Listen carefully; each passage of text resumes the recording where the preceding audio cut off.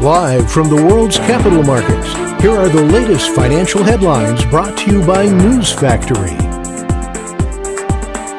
Hello and welcome to our daily financial outlook. Stay with us for more market headlines. The gold-dollar pair dove 1% in the last session. The MACD is giving a positive signal. The euro-dollar pair dropped 0.3% in the last session. The ultimate oscillator is giving a negative signal. The pound-dollar pair traded sideways in the last session. The RSI is giving a negative signal. The Aussie dipped a slight 0.1% against the dollar in the last session. The stochastic RSI is giving a negative signal.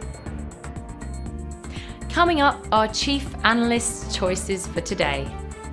Wall Street's main indexes were flat to lower in choppy trading as investors paused after the previous week's rally and exercised caution ahead of numerous job reports and comments through the week from Federal Reserve policymakers, including Chair Jerome Powell. The native cryptocurrency of the bankrupt crypto exchange FTX has seen bullish action amid looming bankruptcy distributions.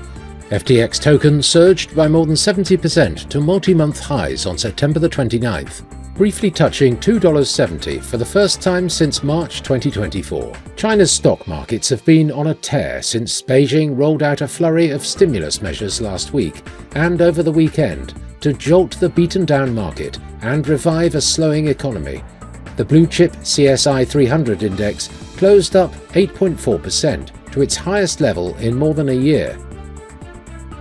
Those were today's major economic events, and now moving on to world financial headlines.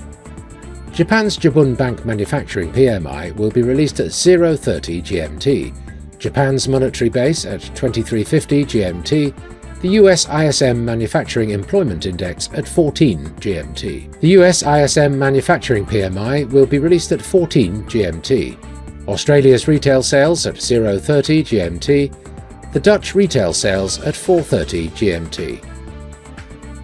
We hope that you've enjoyed Tuesday's financial report. On behalf of all of us here, we wish you a productive trading day. Be sure to join us tomorrow morning for the latest news and events from the financial markets.